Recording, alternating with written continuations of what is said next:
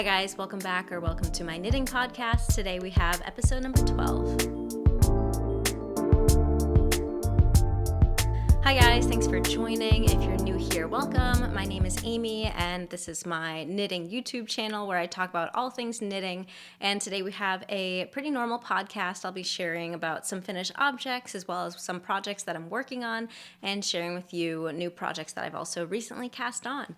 So let's get into it. Today I am wearing my Provence sweater. It's one of my more recent finished objects. I knit it as part of the Sorella Spring Make-Along. This is a pattern by Sorella and I did use their yarn. This is their Surrey Lace held double in the color Toile, which is part of their spring tonals. It's this lovely pale blue with like just very, very subtle hints of lilac. I really like the color. I really like the fabric. If you guys have seen my other podcast, I talk a lot about the process of making this sweater. It was my first time knitting with Surrey and I love it. I'm sold. It is such a nice fiber. It is so soft, but this is knit on a fairly large gauge, so it's very airy and flowy, and it's perfect for those cooler spring days, which we just so happen to be having today. So yeah, that's my outfit. So today we have a pretty normal video. I'm going to be talking about what I've been working on. Before we get into all of the knitting, I just want to quickly do some sort of admin. Nothing major. You might have noticed that I've been posting kind of on an irregular schedule. It used to be pretty consistent with every Monday morning Eastern time posting a video, and that sort of stemmed from when I started the channel last fall. I would film on the weekends and then I would also edit and upload on the weekend, so it'd be ready to go first thing Monday morning. I did that throughout the fall and the winter. I think that was mostly because, fall and winter, it's colder here. I don't really do much outside in those times of the year, so it's easy for me to just, hunker down inside, edit the video during the weekend, and then get it ready for Monday. But lately the weather's been so nice. Spring is here, summer's coming. I'm a little bit busier on the weekends. I want to be outside and I don't really want to be in my apartment editing a video on the weekend per se, so I've been editing more throughout the weeknights after work, and so therefore my uploads have been later in the week. Now I don't know if I'm ready to commit to a new day that's later in the week, like every Thursday or something. I'm still kind of flexible with it. I hope that's okay to you guys. I follow a bunch of different podcasters. Some of them will post on a routine schedule and some of them will post kind of randomly, and that doesn't really bother me. Like whatever method they choose, I don't really notice. So I'm not really sure if you guys notice, but if you have noticed, that's just what's going on. This is for fun for me, so I never want to pressure myself to have something at a certain specific point in time just because it is for fun. So that's where I'm at with videos. A little bit more random, although I am still trying to post one time a week. All right, let's get into it. So first thing I want to start with is my oversized seasons cardigan that I promised I would stop talking about, but that was clearly a lie. So I did just want to show you guys that I added the buttons. So I showed you guys the buttons last time, but they were not on the cardigan, but now they are, and I think they look really good. I always attach my buttons to my knits with sewing thread. I just find it easier not only to physically sew on, but I feel like it's a little bit more secure. I don't know, especially like a lot of buttons, the buttonholes are just not big enough for the yarn that I'm using. So I just picked some white thread. I think it looks pretty good. And I did have a full day of wear with this cardigan a couple weeks ago. Nick and I went into the city and it was a beautiful day, so we took the train in and we just walked like the whole city. So it was a whole day of walking. I was wearing this cardigan and I was wearing a like crossbody purse over like my shoulder across my body, and all that walking caused a ton of friction on the cardigan with my purse, and there was this huge amount of pilling. So I have not cleaned this up at all. This is literally after one day of walking around in it. I don't know if you guys, I hope you guys can see that sort of like diagonal line of pilling. Let me try to like hold it up and like point to it all at the same time. So yeah, I was a lot disappointed by that. It definitely looks really worn when I only wore this for one day. And there's also pilling at the underarms, although not as significant. but I will attribute that to the walking and the crossbody purse. And this is a chainette yarn. It's very light, it's very plump. So I guess I should have expected that with the chainette yarn, that it would pill pretty easily. So I just have to be more cognizant when I wear this, maybe keep it more of like an indoor cardigan, or not like a activity-filled day where I have the potential of a lot of friction and movement in it, just to keep it from pilling so severely. So with that, I think I am done talking about this oversized seasons cardigan. If you are new to the podcast, I have plenty of videos where I talk about this. I've been working on this since last fall. It's one of my most proud finished objects. It's in half fisherman's rib. It took forever to me. This is a bulky weight knit too on half fisherman's rib, so I can't even imagine knitting half fisherman's rib on a smaller gauge, like fingering weight. Like, to those of you who are doing that, I am in awe. That's amazing.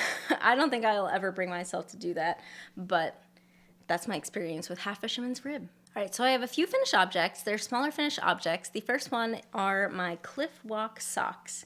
The Cliff Walk socks are a pattern by Helen Stewart. I purchased her Handmade Sock Society pattern bundle. It's a pattern bundle with 6 socks patterns, and I purchased like season 2. She has a bunch of different seasons, like 1 through 4, and I think 5 is coming out soon. They're just beautiful, sort of textured. Some are lace, some are like mock cabled sock patterns. So this is the Cliff Walk pattern, and I knit this in Birch and Lily sock in the color Serendipity, which is a 80/20 2-ply fingering weight merino nylon sock yarn. It's this beautiful tonal purple, and yeah, I finished both of these. I blocked them as well, and I haven't worn them yet, but they are ready to go. I think they're really cute. I really like the lace pattern. I'm super into textured socks. I think they're so fun. I think texture on such small yarn and needles is like so cute, and you can see here it's just the lace pattern at the top and it's stockinette at the bottom.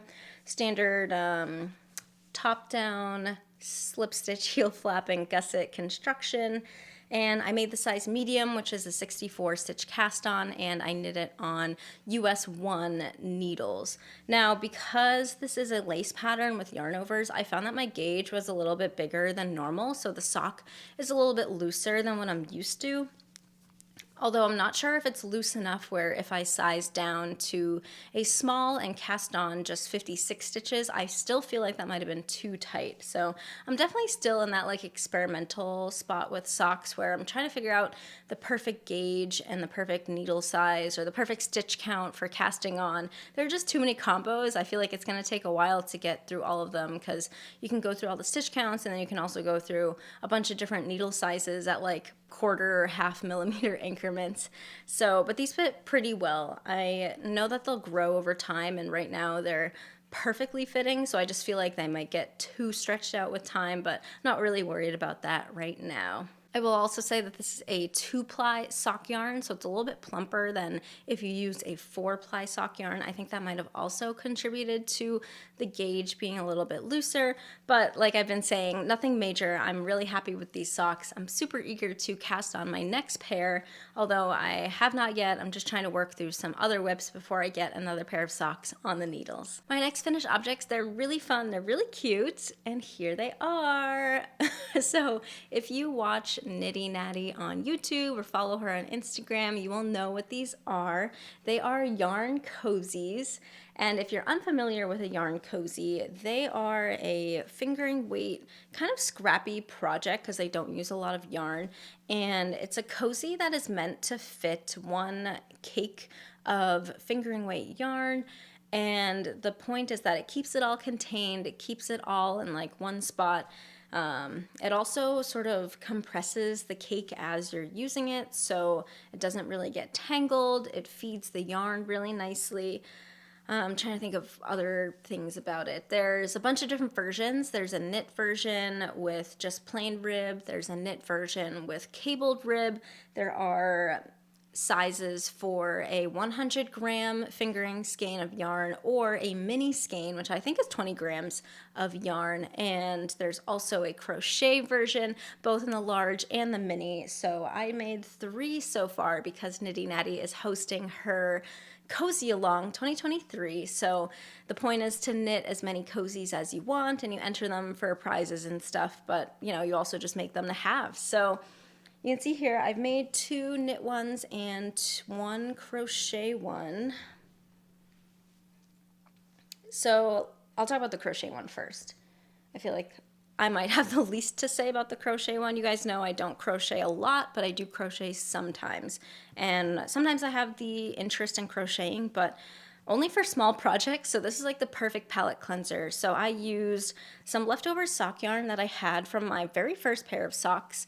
If I'm remembering the yarn name correctly, it is Frabjous Fibers Mary Ann Sock, which is a 4-ply fingering weight sock, and this is the color Serendipitous. It's just this beautiful variegated, like red, berry, there's some like orange in there. I bought this in the fall, and it was like perfect for fall-themed socks. So yeah, this is the crochet version. You start at the bottom with a magic ring and you do a circular base and then you just work all the way up. And then there is a crocheted applied I-cord at the top. You can do it in the same yarn or you can do it in a contrast yarn. I used some contrast yarn.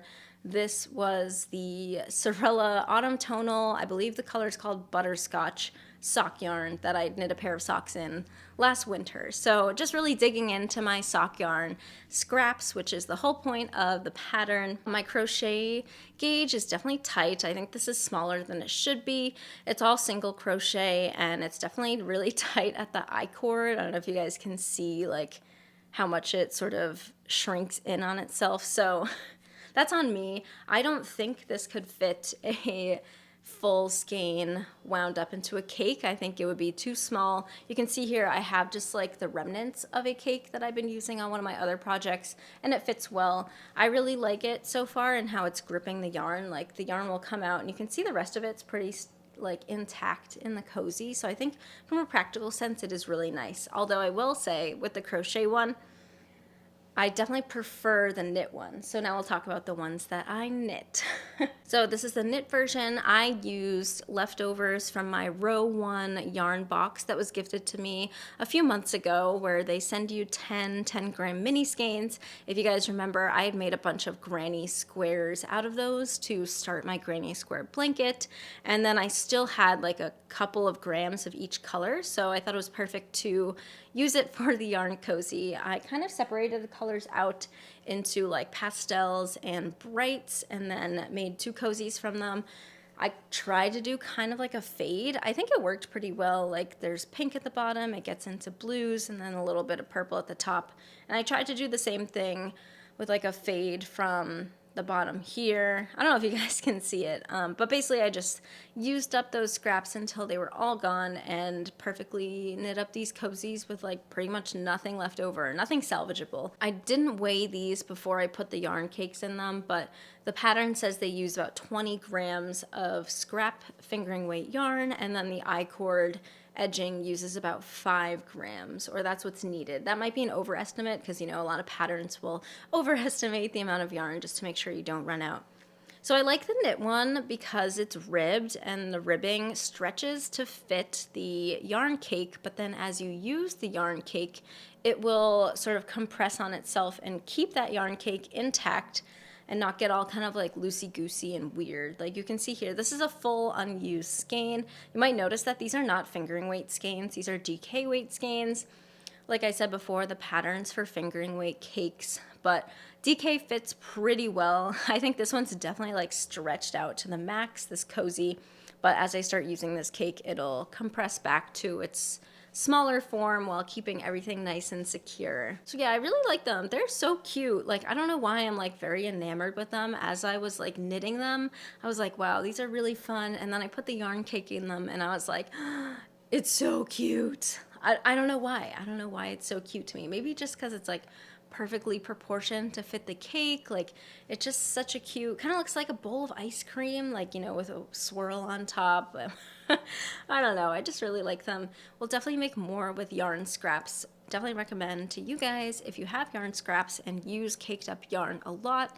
I've been working with these for one of my projects, which I'll share in just a few moments, and I've really been enjoying the practicality of them as well. So that's part of the Cozy Along 2023. If you haven't made a cozy yet, it's not too late to join.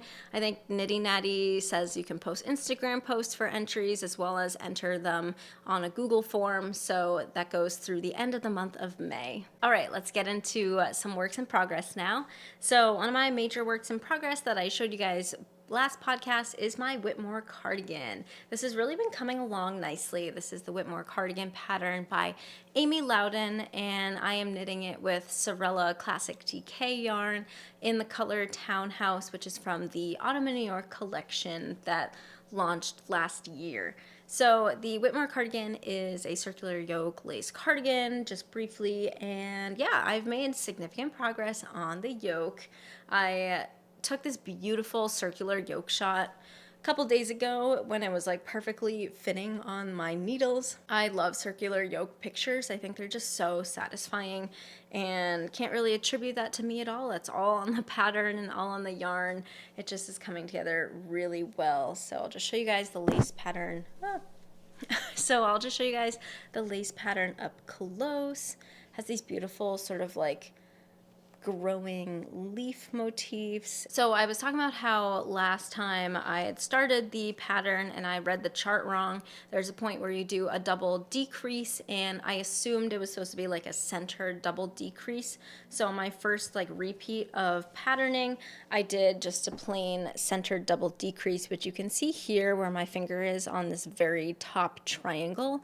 But then I realized that the pattern wants you to do like a leaning double decrease, and I looked closely at like the pattern photos and some project photos, and not only is that the correct way, but I like the look of it better anyway. So I'll show you guys if you look at the differences on the triangles below the top ones. So like look at any triangle that's not the one my finger is pointing towards, those like leaning decreases. It adds more like plumpness to that middle of the triangle, and I think it just looks better overall. So I did not frog back that first round of triangles. I just left it because I knew that they were small, and in comparison to the rest of the lace pattern, I didn't think you would notice that I did it wrong. So that was my decision there.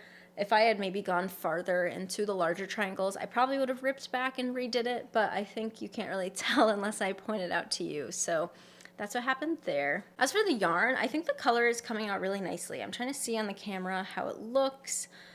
Just because, you know, when I'm working on it really up close, it's like hard to see the color variation, hard to see like the full lace pattern come to life. So from afar, ooh, geez. I really like it. You can't really tell on camera right now, but this is kind of like a slightly variegated ivory color, or maybe it's like a tonal ivory. It has like some darker spots, places. Trust me, I'm not lying to you. It looks really pretty in person. Let me actually try it on over my shoulders. I have not done this yet. Oh, that's cute. Oh, that's really cute. Let's see. So yeah, you do the button band simultaneously on double pointed needles. So you can see here the double pointed needle with the button band. It's a little fiddly, but nothing you can't get used to. And I definitely think it's worth not having to do the button band at the end. So yeah, this is what it looks like. How about the back? Oh, that's nice. So I am almost done with the lace pattern, and then it sort of transitions into an all stockinette for the bottom and the sleeves. I'm planning on keeping it kind of like cropped, like I want it to hit right just past my waist, and I want the sleeves to be tapered, sort of like form-fitting sleeves, and I'll probably keep the sleeves pretty short too, like probably bracelet length sleeves. Now this round yoke pattern does not include any short rows, but I really prefer short rows in all of my top patterns, so I am planning on trying to figure out how to incorporate some into this. So once I finish the yoke pattern, that's when the pattern tells you to split for sleeves, and then you continue all in stockinette. So there are many different options for adding short rows in a circular yoke pattern. Some people will do it in this ribbed collar. You can also do it like right before the like circular pattern starts, but for this pattern that just like would not have looked good because it would have left like a stockinette sort of area at the back. It would have been pretty obvious just because this lace pattern starts like immediately. I think that's more used if you have like a circular yoke colorwork sweater where the colorwork maybe starts like here, but you have like solid knitting before that. That gives you the opportunity to incorporate short rows in that solid knitting before the colorwork starts so you're not disrupting the pattern. So because I didn't want to disrupt this lace pattern at all, I chose not to do it in the ribbing, not to do it in the lace pattern. I don't even know how I would figure that out if I wanted to, but I'm going to do it right after the lace pattern ends and add sort of like a wedge at the back. So like, I don't know if I'm going to explain this right. I did find a website that kind of explains it well. I'll probably pop like one of the diagrams that they have in the website here. So I can't take credit for this idea. This is just me doing research. And yeah, so it's kind of like a wedge of fabric, like right at the back, right near the underarm. So it'll lift up the back part and create like a triangle that sort of tapers out by the arms, and that will raise the back neck a little bit, which I think will really help with the fit of this cardigan. So the next time I see you guys and talk about this pattern, I probably will have done that, so I'll let you guys know how it goes. I don't think it'll be too difficult to figure out the math. I've done enough patterns with short row shaping that I can sort of figure out how I want to do it. You know, I have to figure out how long I want that extra wedge of fabric to be, use my gauge to calculate how many rows that is, and then use my stitch count to figure out how far to do the turns and stuff. So I think it'll be fine. This is definitely like me dipping my toes into messing around with a pattern. I don't really do that very often. I'm definitely a very like by the book, following the pattern, doing what it says. Especially on the first time around. I feel like if I'm doing a pattern for the first time, I will always follow exactly what it says with length and stuff, and then usually after the fact I'm like, man, I should have actually done the length I wanted. So this time I'm actually gonna do what I know that I want initially and see how it goes and hope for the best. I'll make sure to put in like a lifeline in my stitches before I start the short rows just to be sure that if I need to frog back, I can. I will talk about helical knitting. I almost forgot. Not helical knitting. Alternating skeins, because this is knit flat. You can't do helical knitting. But I mentioned that this is Sorella yarn. It's hand-dyed, and although it's not super variegated, it does have variegation, and I really didn't want to have my project have any sharp lines where I would have changed skeins just in case there were some variations in the different skeins that I have. So I am alternating skeins. So I talked about my yarn cozies being used in an ongoing project. So these cozies are holding my 2 skeins for this project, and I was saying before that I find them really useful, these yarn cozies, because I'm alternating skeins, and when you alternate skeins, the yarn kind of like twists on itself a little bit. So every other row, it's really easy for me to swap these around, untwist the yarn. This also really is helpful in telling me like which skein I'm working from. Like I can remember, oh, like the dark red crochet cozy I'm knitting with, or like this time I'm using the pastel knit one. So super helpful in that sense. I also feel like with the yarn cozies, these like yarn skeins are kind of indestructible. Like I could throw this across the room and like nothing would happen to it. Whereas if I had a loose cake of yarn, I'm always like very delicate with it. Like nobody touch it, nobody breathe on it. Like otherwise it'll like get all tangled and explode everywhere. So yeah, another pro for the yarn cozies. So I cast it on with one skein, and then I knit the pattern with just one skein until I was about halfway through that skein of yarn. And then I added a second skein, which is why this skein is like half full, where this one is like almost gone, because I didn't want to start with the alternating immediately, because then I would run out of both skeins at the same time. and then I'd be introducing 2 new skeins at the same time. I feel like that has potential to also create lines. Like, sure, you're alternating, but if it's all at the same time, you're alternating in this one block, and then you're alternating 2 different skeins in the next block. So there's still potential to have differential in the 2 blocks. So I'm kind of doing like a fade. So the top half with 1 skein, and then I start fading and alternating, and then 1 skein is going to run out, and then I'll bring in the next skein, but it's still fading from the one above it. I hope that makes sense, but to me, I think that's the best way to alternate skeins with the yarn to make sure that there's no harsh lines.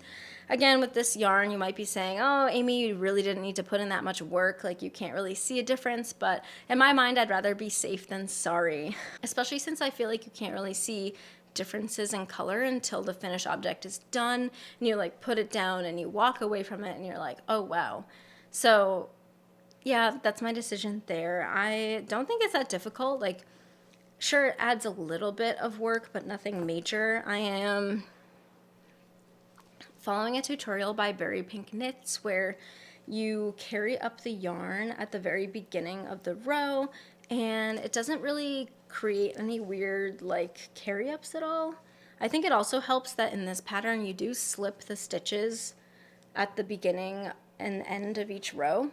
So let's see. This is where I introduced my second skein. So this whole area here was just with 1 skein, and just to show you guys the difference, you might be able to see how there's like a little bit more bulk here where now I'm alternating skeins.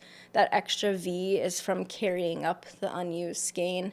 But from afar, you can't tell, and from the finished object perspective, I really don't think you're going to be able to tell that that's what's going on there.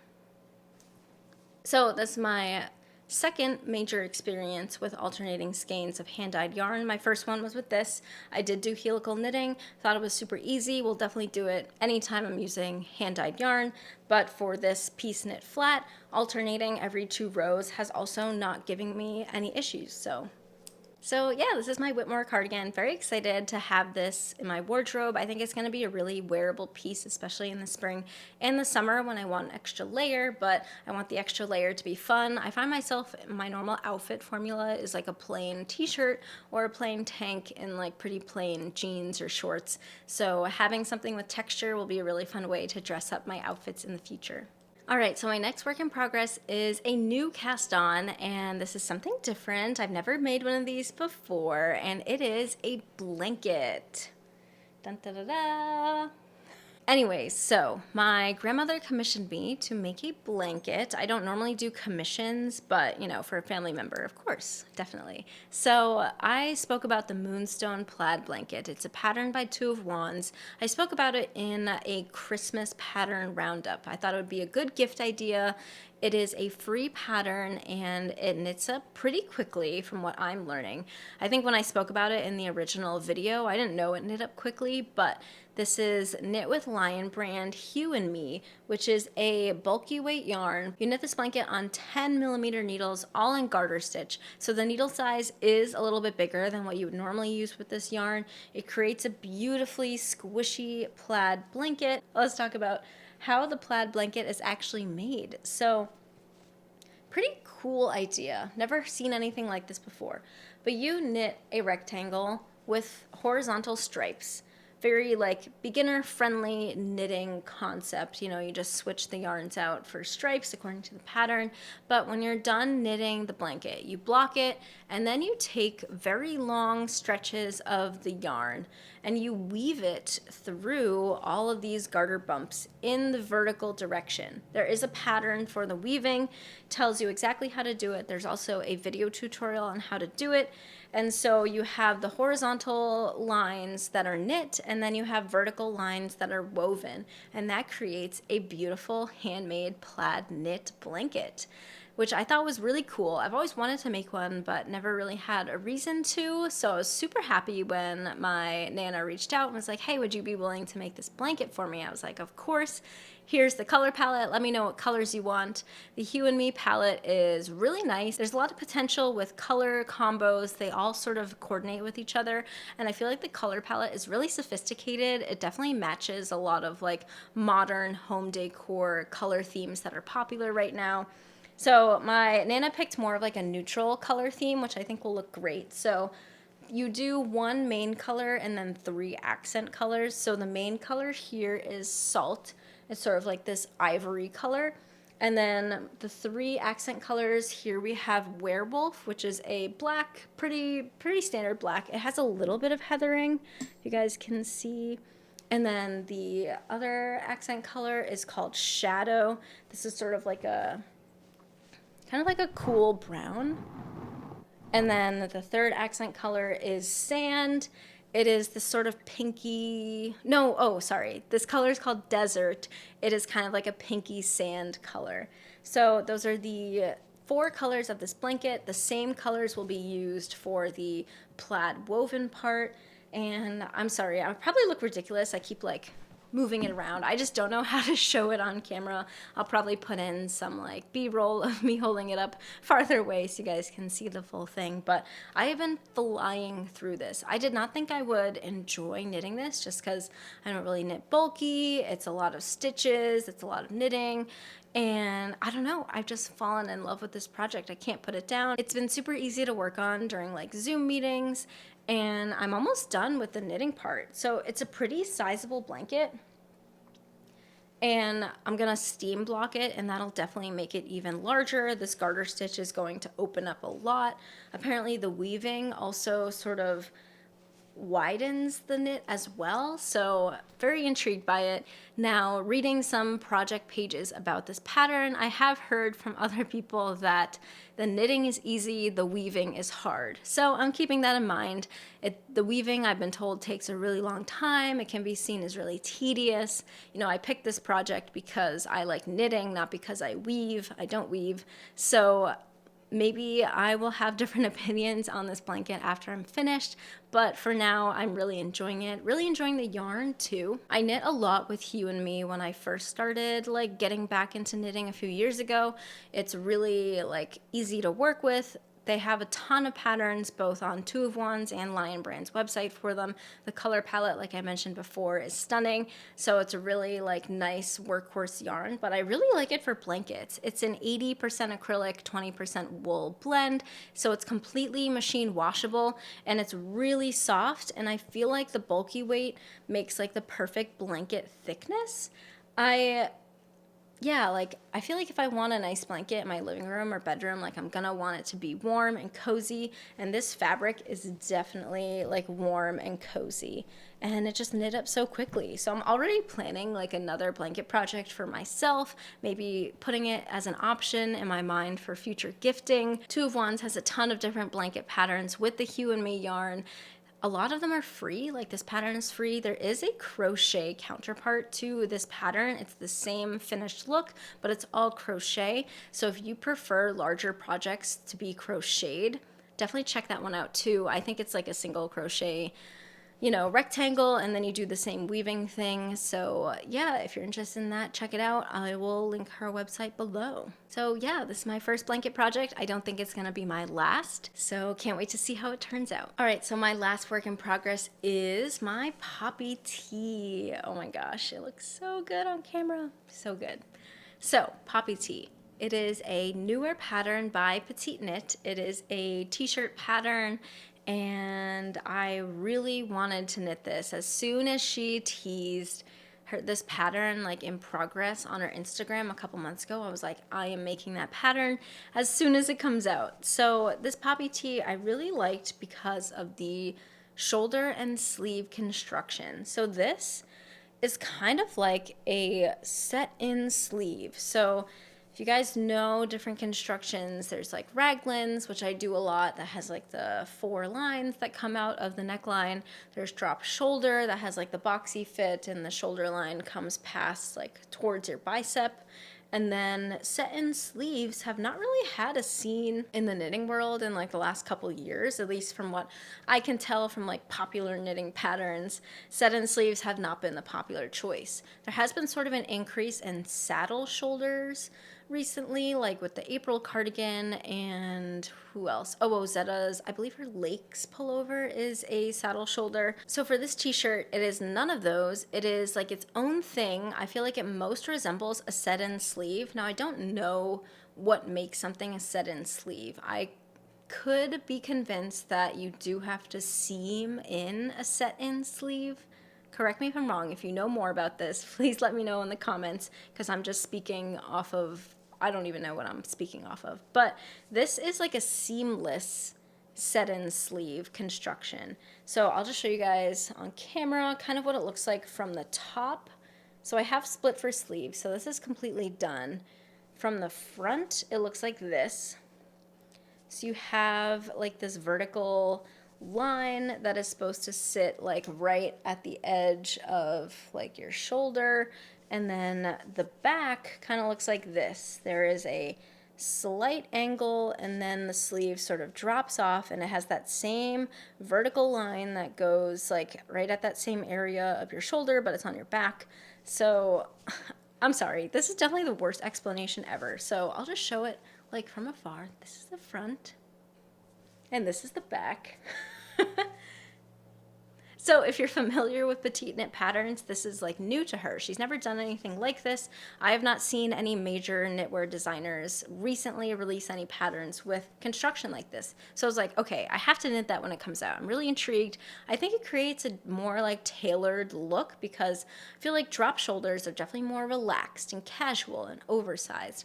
Raglans can be kind of that relaxed and casual look. They can also be more fitted, but you do have that line, which I love that line. You guys know I love raglans, so not trying to bash raglans, but like if you don't want that distracting line that goes like from the neck down to the underarm, then that's where this kind of construction looks a lot nicer. It looks a lot cleaner. It really just fits the body nicely. So that's why I wanted to knit this pattern. It's a t-shirt pattern, and Petite Knit uses Cardiff cashmere to make it. That's the suggested yarn. Now, Cardiff cashmere, a beautiful yarn. I have never worked with it. It's just out of my price range. I just can't bring myself to spend, I believe like my local yarn store sells it for $28 US just for 25 grams. So if I were to knit the poppy tee in Cardiff cashmere like Petite Knit did, it was going to be a $228 t-shirt. Too much. So yeah, because of that, I did not want to do cashmere. I also, if you saw my recent video about rating my summer and spring knits, I am very into practical fabrics for t-shirts and tanks. So a cashmere t-shirt, even if I could and wanted to spend the money on it, I just don't really see that as being practical. Like if I'm gonna have cashmere that's really soft and fuzzy and warm, I'm definitely gonna make a long sleeve sweater out of that. So that eliminated that yarn choice when I was trying to figure out what to use to knit up this pattern. And Cardiff cashmere is also a sport weight yarn. Sport weight yarns are not super common, at least in petite knit patterns, and a lot of other patterns I knit, it's either like fingering or DK weight. So I knew I needed to be on the hunt for a fiber that was going to be good for the summer, and also sport weight to meet gauge. Kind of a challenge. So on top of being sport weight and good for the summer, I also was really set on having like a bright color. Maybe I was biased because Petite Knit really promoted that sort of bright red. I think that's why it's called like the poppy tee, like poppy red. And I just really like the concept of having like a really bright color for the t-shirt, not neutral, not like soft. So I was talking to my friend Sarah, who also knits, and we talk about yarn all the time, and she was like, what if you did that like electric blue? And I was like, I'm sold. That is a great idea. Sarah, thanks for that idea. I know you're watching. So I was set on finding a summer fiber sport weight that had electric blue. So quite the challenge set out for me. I was looking up sport weight summer fibers, which was kind of hard to find. I feel like summer fibers are either fingering weight, or if they're not fingering weight, they tend to be DK. And I don't know, DK seemed like a little bit too dense for me, and fingering weight held double also seemed too dense for me, but So one good contender of yarn that I found was Sandnes Duo. I've never knit with Sandnes Duo, but it is a cotton merino blend. It is a light DK weight, and according to the tag and the label, the gauge and the suggested needle size does match or is close to the poppy tee. So I was like, oh, this would be perfect. Duo is a nice summer fiber. I've been wanting to try some cotton merino wool blends, and it matches the gauge. Let's order it. But then I was looking at the colors available, and Duo, like a lot of Sandnes Garn colors, comes in very like pastel-y, sort of neutral colors, which I love. Nothing against those colors. I love those colors, but you know I'm already set on this electric blue. So, or if not the electric blue, something that popped. So Sandnes Garn Duo just wasn't cutting it for me in terms of color, but everything else seemed to be like a really good, option for the tee. So if you are looking for a good summer fiber for the poppy tee, I will continue to recommend Duo. Again, I haven't knit with it, but according to like the labeling, it says that it should work for like the gauge and the needle size. So flash forward maybe like a week, and Sarah and I were at a yarn store in Cambridge. We were at Gather Here, and we were looking through all the yarn shelves. Before I walked into the store, I was like, I don't really need anything. Classic walking into the yarn store saying you don't need anything. But in my mind, I was like, if I find yarn for the poppy tee, I'm gonna buy it. So we were perusing the shelves, and I saw Kilbourne Woolen's Mojave. They had a little section, and I was like, oh, electric blue, perfect. And then I looked closer at the tag, and it says it can be sport weight. Sometimes it can be considered DK. And I was like, even more perfect. And then I saw the fiber content. It's cotton linen. And I was like, oh my gosh, the poppy tee, it's happening. So that was a really long intro to say that I got Kilbourne Woolen's Mojave in the color electric blue to make my poppy tee. So Kilbourne Woolen's Mojave is a 60% cotton, 40% linen blend. It is sold in 50-gram skeins, so you get 185 yards. That's about 170 meters in one skein of yarn. I think at the store I bought this at, it retailed for about $11 US per skein. So I immediately cast it on the poppy tee that evening after I got home from the store. And yeah, the construction was really intriguing. It starts kind of like a drop shoulder where you just cast on for the back, you increase on both sides, and then you pick up the front shoulders. Like all of that is very similar to a drop shoulder. But then after you pick up, you kind of pick up along the side of that front shoulder as well. The closest thing it reminded me of was picking up for like a gusset on a sock. And then you continue and sort of do increases for the sleeve. Now, I don't think I'm revealing too much from the pattern, because if you read Petite Knit's sort of public description of the pattern, it kind of says all that, but just sort of to show you like the visual again of the shoulder. I mean, it was super easy to follow. It's just like any beginning of a top pattern, you just do a bunch of increases at specific places, and boom, you have a t-shirt forming. So yeah, that's all knit flat until you connect at the front for the sort of rounded neck, and then you continue on until you split for sleeves, and then now I'm at just like straight stockinette for the rest of the body. So yeah, I really want to finish this quickly. I kind of gave myself this like goal that I know is not reachable, but I kind of want to finish this and wear this for my birthday, which by the time you're seeing this video will probably be in like 1 week.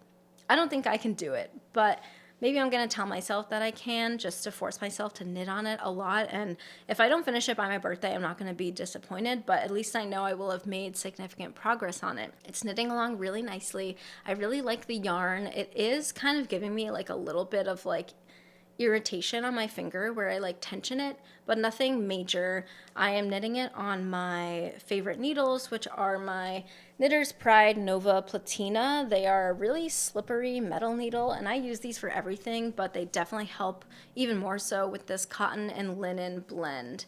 One con of the yarn, which is not really like a yarn thing, but it's more of a fiber thing, the linen, does leave like dust everywhere, like this electric blue dust I'm finding wherever I'm like knitting it. Like if I put my little yarn cake on the coffee table and knit with it for like an hour or two, and then I move my project, when I lift up the cake of yarn, there's like just a little sprinkling of blue dust where that was. Same thing with like my desk and like the bed. Again, nothing like a quick little lint roller vacuum can't solve. I haven't found any like color transfer. That would not be good if this blue color was suddenly everywhere.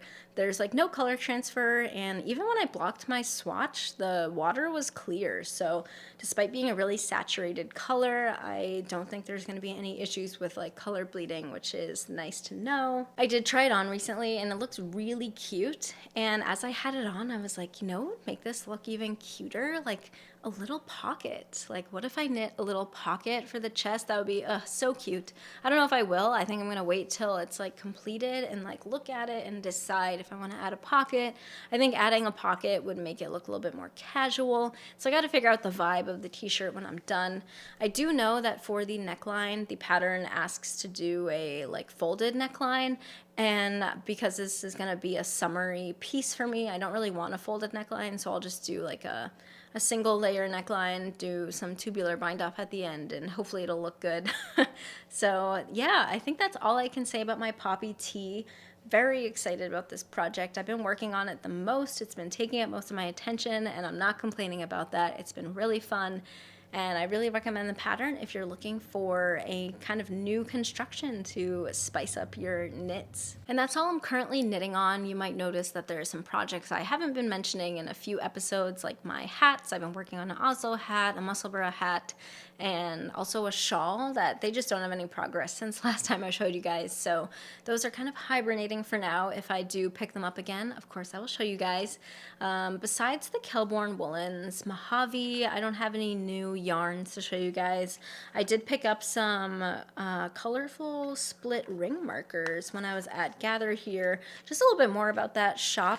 It is in Cambridge, Massachusetts. I've been there a few times. It's a really big craft store that focuses in yarn, knitting, crochet, and sewing. So they have a lot of fabric, a lot of yarn. They have a huge like class space. They hold classes pretty regularly. I also really like they have a lot of cute like gifty things. Like at the register when we were checking out, they had a ton of cute like very giftable like stitch marker packs. So like a lot of cute notions. So yeah, if you're ever in Cambridge or in Boston, definitely recommending that you visit there. It's a great store. Cambridge is just outside of Boston, pretty easy to get to from public transportation if you're in the city. Yeah, that's about it for today's podcast. Thank you guys so much for watching.